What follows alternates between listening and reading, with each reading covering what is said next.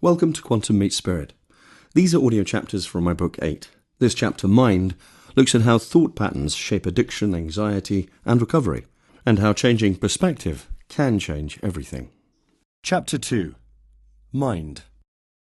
Most therapy allows us to process with emotion or with rational thought our issues with a therapist who guides or listens. Basically, changing our perspectives on how we see the past, present, and even future, with a more positive approach, and to break the circular negative patterns that control and even immobilize us with fear, anxiety, depression, leaving us unable to live life or even function sometimes. There is so much written currently about refocusing mind, breaking with negative patterns of thought.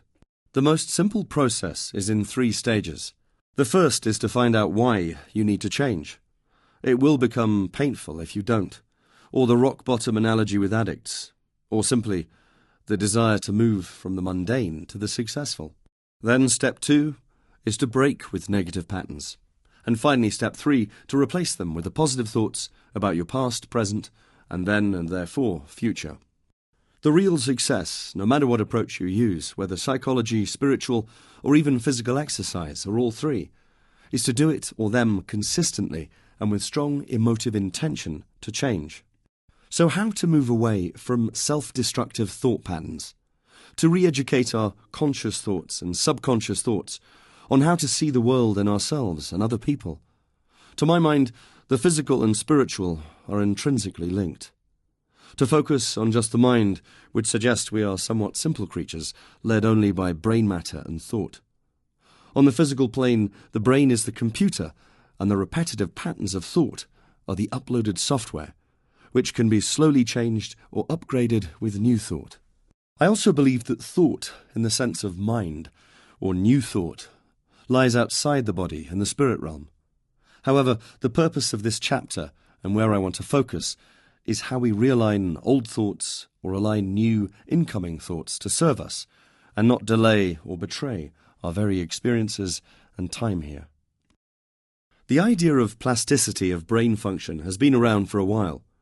If the area of brain is damaged that relates to one function, another area adapts or changes to enable that function when trained.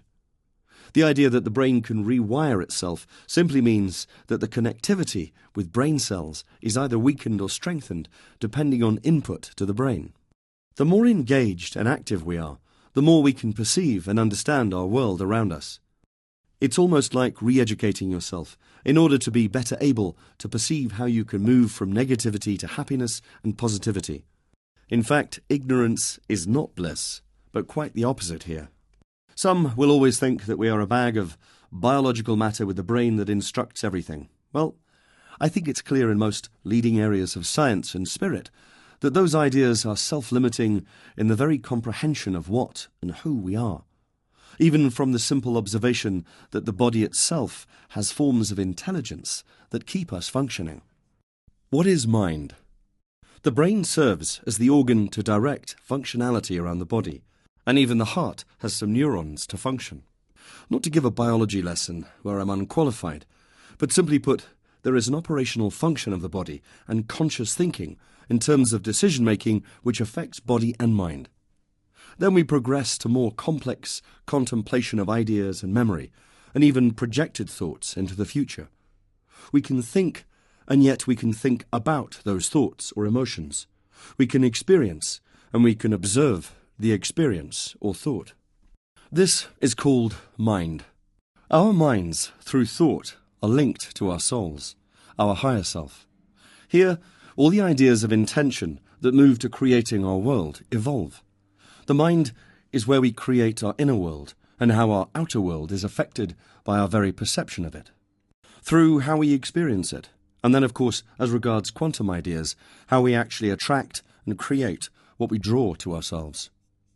Thoughts create things, and that is evidenced by what happens around us, or what we attract. We see the results, and then we form beliefs from these results, good or bad. These beliefs then form patterns of behaviour or repetitive thought that serves us well or not. They can also serve us well for a time period, and then we need to change them. It shows how we adapt on an evolutionary level, and of course how we survive and move forward within our own lifetimes. The focus of the thought is the leading scalpel of our intentions and what we create and draw to ourselves. Therefore, doing lots of positive affirmations is great, but if you truly believe you are not good enough, then you feel lack and despair, even when doing affirmations. And that is what you attract. I think affirmations can shift this negative pattern, and you can start by faking it to make it kind of thing. But you need to at least start to feel the emotion or positive feeling behind the affirmation.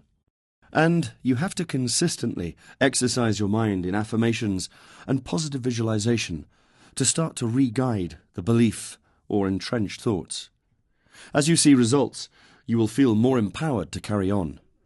It's very much like training. It is not good enough to just think affirmations. We need to create a multi-sensory experience of why and how we want to feel. That is where the old vision board comes in. You think, you look at it, and you create more thoughts and images and even sensory experiences around the desired experience you want to achieve. Then, of course, the multi-sensory experience of acting as if you have what you want now, in the present. We have all learnt in the traditional way of cramming into your head, and it never works beyond being a parrot when trying to learn information sustainably. So read the information, look at the information, and listen to music while doing it. Doing something while learning actually helps. It used to be thought that if you saw a colour and associated a sense of smell with it, then that was an indication of brain damage. The opposite is true. If you're able to combine the sensations of experience, then you can expand your mind and even on the rather simplistic level, think out of the box more effectively. The idea use it or lose it does apply. The brain's neuroplasticity means we can retrain our neural pathways at any time of life. The body and brain are symbiotic. So if you train only in one area, another becomes weak.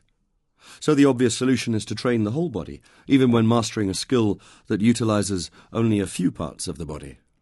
There is also a kind of reward system in mastering any skill, which then essentially boosts our confidence. We think about building a dog shed. We do it. It is done, and we are pleased and know that we can build dog sheds. You could build a bad one, but the idea is to keep building and keep learning, as with any skill and approach to life. Sometimes we give up too easily when the end is not clearly in sight. Hence the idea that most people fall just before the end of the race. We can visualize and think about what we want, but we need the incremental rewards to keep us motivated and also to enjoy the journey forward. As you may get what you want too soon and then not be able to comprehend how it happened, and you lose it, as evidenced with so many overnight success celebs and lotto winners. Sometimes our minds are so worn into the negative, we even forget to see or observe the incremental experiences of a clear movement forward. This has been labelled as the imposter feeling. Even when you attain things you didn't previously believe you could, you start to feel like it's not really you, and the next step is just way too out of reach. And of course you slide backwards into negative behaviours and patterns of thinking. The mind is where we address the negative patterns. It's actually very difficult to behave randomly. Whatever we do differently initially, we generally tend to fall back into patterns of familiar behaviour. Break the patterns. The negative thoughts generally become like an autopilot mode, and then sustain that negative place vibrationally in relation to the universe. Ideas and thoughts, especially negative, can make us think we feel comfortable. It's what we are used to bad things happening. So you retrain your mind to look at the positive and feel gratitude. It's not just reprogramming the mind about how you feel about a situation, giving you a different perspective. It's about healing and expanding the mind. Very simply, learn new stuff. First of all, learning new stuff takes you away from focused and often self-absorbed patterns of thinking. It exercises the brain, helps memory, gives you perspective, and also is fun. We forget to play as adults, expand our minds and our perceptions as a child does.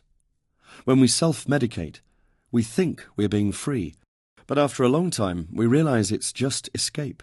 From what? Life is incredible and short, so use it well. Thoughts become things, so exercise the thinking machine. But live here and now, and use thought as our tool or instrument to create. Meditation is the time to connect with God or Source, to guide that directed consciousness or thought. There is much evidence also to show that focused thought can heal. What is called placebo effect is just the beginning of that area of thought. Renew your mind and succeed. The more we evolve our consciousness and or minds, perceptions if you like, the more we evolve the questions we ask. The mind that remains creative needs to expand in order to create on a wider sense. Else you stay in the same box of thought your whole life. You can't change a problem with the same frame of mind that created it, or can't deal with it. So improve your mind, get perspective, or shift your frame of mind so that you can tackle the issue. Even in day-to-day life, expand your mind, learn new things. And even your coping mechanisms with stress, anxiety, and just life in general improve for the better. Visualizing, using affirmations, and positive thinking. All this quantum theory stuff kind of highlights the idea that we should be focusing with emotive intention on what we want and not on what we worry about. But life still seemingly throws us curveballs, and no one is brilliant at being positive all the time. How do we handle that? We all make mistakes, but we learn to get up again.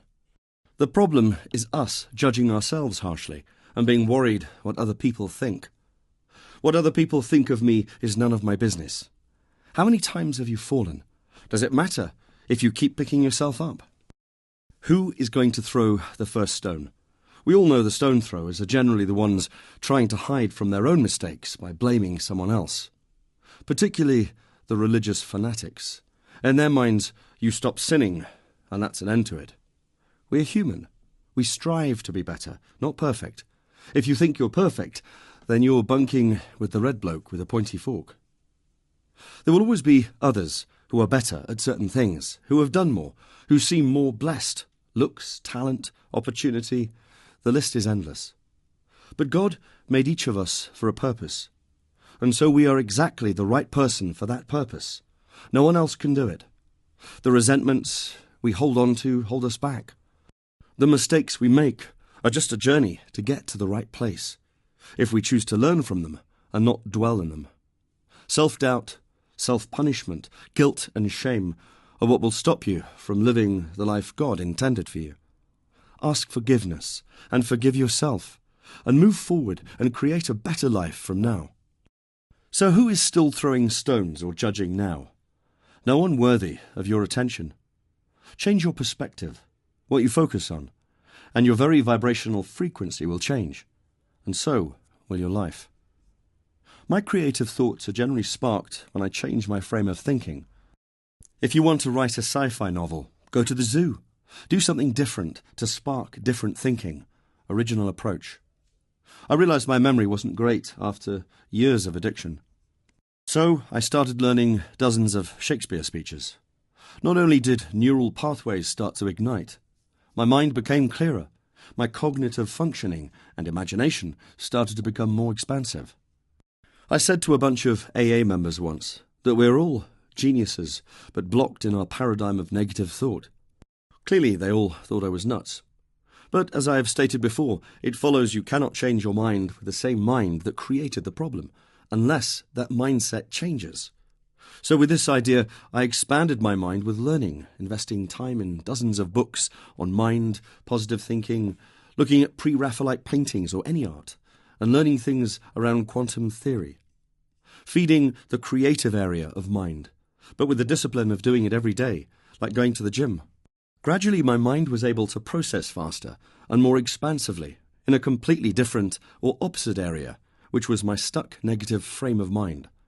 So maybe not a genius, but we all have this learning ability to change, expand our frame of reference or perception. Change the frame, then it is a paradigm shift of sorts, and it is actually much easier to stop all your addictions, as well as move forward with innovative and creative thought. Addicts, even people with depression, are of course wired into emotional and spiritual decay. of course varying massively in intensity with each individual. The power of positive thinking is very much evidence to work. However, before we applaud all the latest thoughts on brain plasticity and the extensions of those ideas as discussed, there is nothing really new in this. Even in 1820, Marie Jean-Pierre Flourens said the brain could reorganize itself.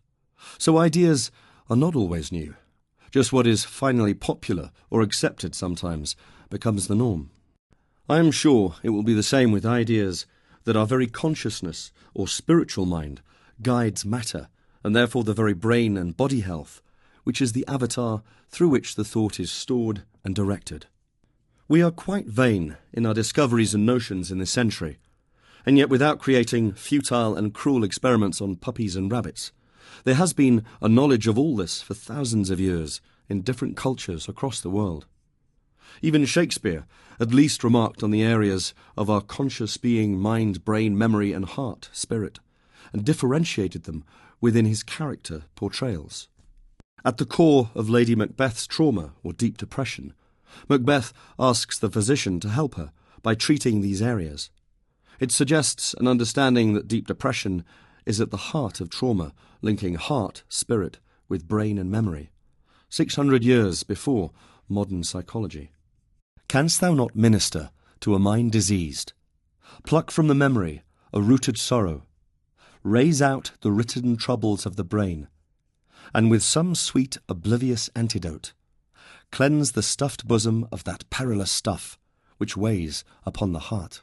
The doctor replies with, "Therein the patient must minister to himself."